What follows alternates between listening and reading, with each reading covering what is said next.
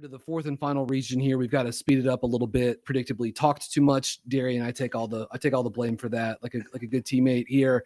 We're gonna go to the Midwest region, and we're gonna go with Illinois, and one of the top guard prospects in the 2025 draft, Kasparas Jakučionis, 6'6" freshman guard out of Lithuania.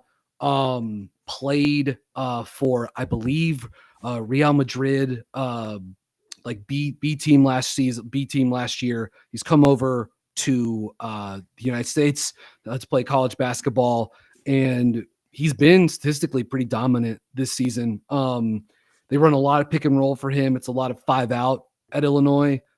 They sort of similar to Duke. They play 5 out with the center space to the wing. It's a lot of double drag pick and roll.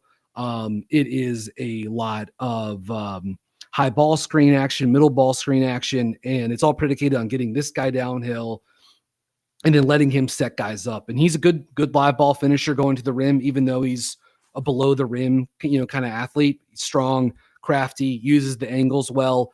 I feel like once a draft, there's one of these, like Topic was like this last year, like a sort of below the rim, tall guard that's like puts up good numbers finishing around the hoop. A risky passer, no doubt, but certainly someone that like sees the floor and can set guys up and like wants to set guys up, create corner threes with his drives and high ball screen playmaking. The 3-point shot is like a little up and down. Right now he's shooting just under 33% from deep. He takes a lot of off dribble threes. The catch and shoot stuff hasn't been great this season, though I do kind of like some of the stuff he does as like a connective playmaker when he's able to get off the ball. He's at least like comfortable doing it. An interesting guard. This to me, he's sort of like high risk, high reward. Like I could see him busting out, or I could see him being like a guy that you also build an offense around in the NBA. He kind of has he is not in the same caliber as guys like LaMelo or Tyrese Halliburton, but like he wants to play like those guys, exactly, right? Like jumbo, lead ball handler, ton of pick and roll, play fast, and throw the ball over the yard. So what are your thoughts, Darian, on Jakučionis? I almost don't like that he's projected too high, just because of the fact that I really like his potential to be, as you mentioned, like a LaMelo. And I've always like in football, where you want your backup quarterback to be similar to your starting quarterback. That's how I feel about him, is that he does play enough like LaMelo, because there's too much of when LaMelo's out, whether it's his injury or he's just taking out the game. At times, everything just stops. No one seems like they know what to do, and it doesn't matter who we have at point guard, because I think that sometimes we do have decent backup point guard play, but just the style of it throws everything off. And he would be the perfect fit for that. But he's projected too high for me to personally want him on the team. But yeah, crafty playmaker. I do like kind of like his pacing. I know that it kind of throws him off a little bit coming from Europe to play in college basketball, but I like European players that really I like players in general that really just take their time and allow themselves to process everything. Even though he can be a connector piece and move downhill quickly, but I like players like that kind of just play at their own pace. And he's kind of one of those players. He's definitely, as we talked about with other players that are not the lead guard, he's definitely more so of the lead guard. As you mentioned, the off-ball stuff is a little shaky, but there is potential there. I would like for the shooting to be a little better, but I think he's a good player. It's tough, because it's one of those things where he could be trying to do too much, and that's what could cause him to bust out, as you mentioned.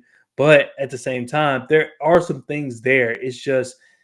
It's one of those things where I could maybe find that somewhere else for cheaper, or somewhere else for, I wouldn't have to give up or mortgage my future in order to get what he provides. So that's the only thing about him. I don't think he has any skill set that really just jumps out at you in terms of he's so dominant at that, I need to have it. It's more so he's really good at it.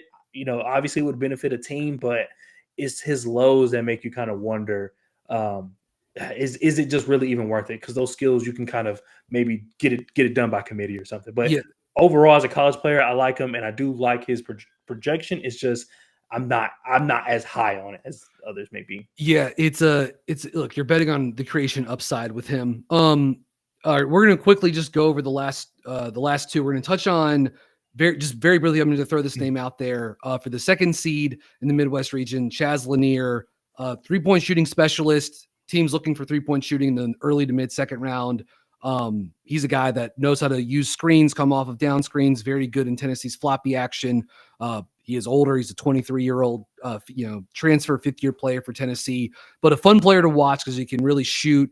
And he's had a few games this season where he's really like blown up and just caught fire shooting from deep. I just watched one of his games against Texas A&M, the film of it pretty recently. But now let's use the last few minutes we have here, Darian, to focus on our 12th and final prospect. That's going to be Texas Longhorns freshman guard, Tre Johnson. One of the top prospects in this draft, hands down.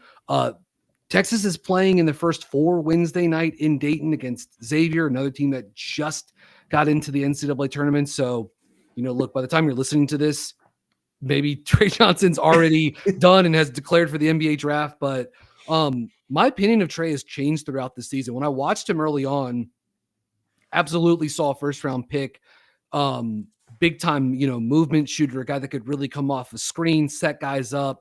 If you allowed him to sort of like catch it and then face up in the mid post, like just a really pretty shot, like one of the best shooters, in the class. Throughout the season, he has really, my perception of him has changed because I think there's more on ball equity with him too. So it's not just the catch and shoot and the movement stuff. He's a very explosive movement shooter. He's so good at creating separation when he comes off those down screens. So the shot making, his footwork is so good. And I think that has started to transfer, at least from my vantage point, that started to transition more towards his self-created offense this season too. It's really shown up in that.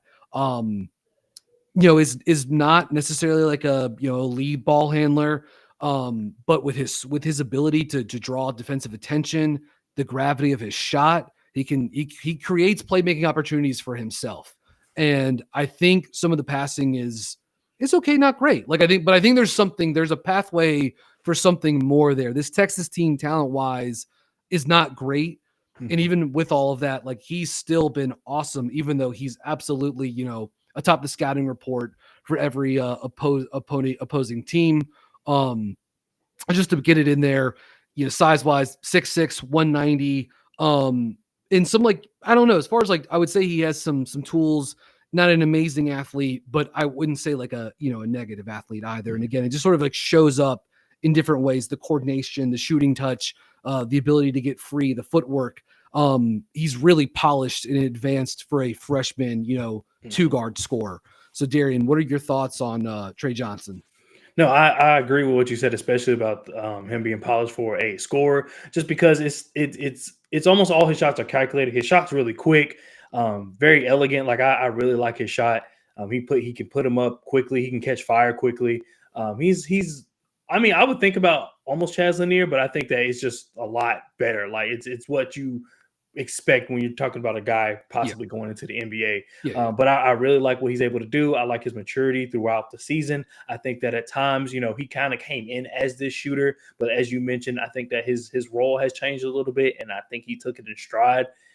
He's a fun player to watch. I do worry about his frame a little bit at the next level, but the way he's just able to move, I don't know. It's just, if you can catch him, then maybe you can disrupt his shot, but it's not too many people that can really just stop him. You're definitely gonna have to close out. You're gonna have to play tight, or else he's gonna put it up, and more than likely it's gonna go in. He's a very fun player to watch. I do, like you said, I like some of the on ball stuff. I think that it's coming along. I think that at the beginning of the season, it really just wasn't asked of him to do much of it. So now that he has been put in that role, we're kind of watching it, in front of our very eyes. But overall, I think an excellent prospect. I think that this is a guy that, I keep saying this about the right plays, but he's another one where you can get it right away or you can get it later, depending on the place. But either way, I think at the end of the day, you can look at how really effective his shot's going to be at the next level. It's not too many people that's going to disrupt him. Yeah, again, big time prospect. If the Hornets, end up with this is a guy that probably has top 5 pick, caliber. Like, he's going to end up somewhere in that range for me. I would tier him below, Edgecombe, most likely, but he's coming in that tier that's, I don't know if I'll have him tiered right with Bailey or right underneath him, but probably underneath. But really like Tre Johnson a good bit as a prospect, and he's a guy that the Hornets, depending on where their lottery pick lands, he's someone that they're going to have to consider. I think again, depending, that's sort of they end up more in the 4 or 5 range. He is a prospect that'll land on their radar.